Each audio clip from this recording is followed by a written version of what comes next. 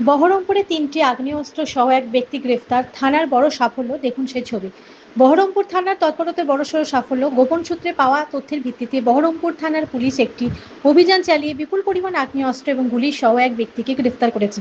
Police সূত্রে জানা গেছে, গতকাল অর্থাৎ ৮ই জুন রাত ৮টা নাগাদ বহরমপুর ডোমকল রাজ্য সড়কের শিলপুকুর বাসস্ট্যান্ড এলাকায় অভিযান চালানো হয়।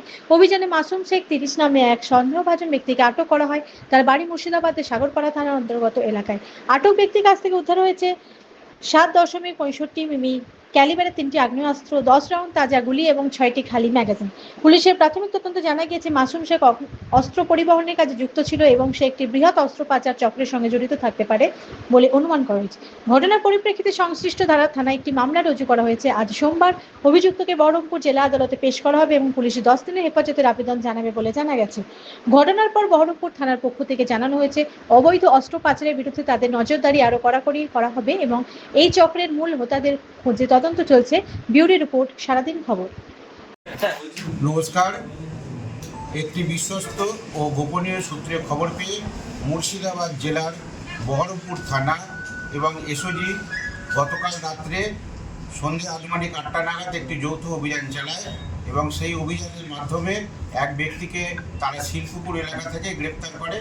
সেই ব্যক্তির হেফাজতে আমরা 3টে বেআইনি পিস্তল এবং 10 রাউন্ড গুলি এবং 6টি বেআইনি ম্যাগাজিন আমরা হেফাজতে নিয়েছি। ওই ব্যক্তির নাম মাসুম শেখ, বয়স 30 বছর, বাড়ি রানীনগর থানার অন্তর্গত।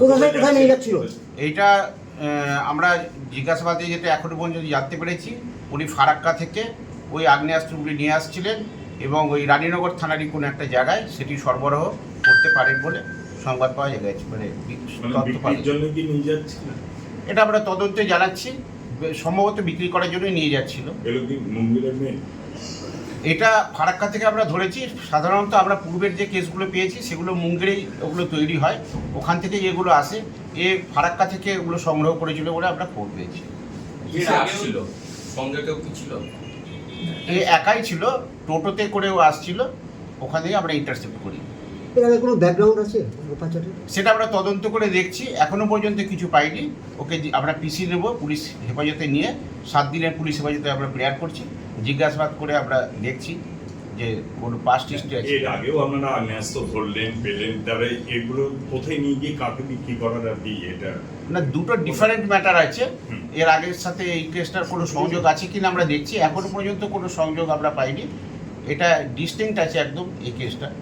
মানে বাংলাদেশে কোনো পাঠানোর ব্যাপার না না না, সেরকম কিছু আমরা পাইনি। আমরা রানীনগর থানার এলাকার কোনো একটা জায়গাতে উনি এটা সরবরাহ করবে বলে নিয়ে যাচ্ছিল বলে সংবাদ পেয়েছি।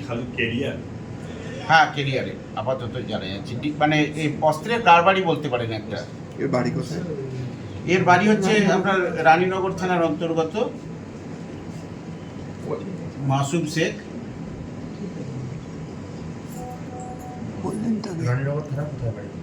সাগরপাড়া থানার অন্তর্গত বাড়ি। এর বাড়ি হচ্ছে পূর্ব কাজীপাড়া।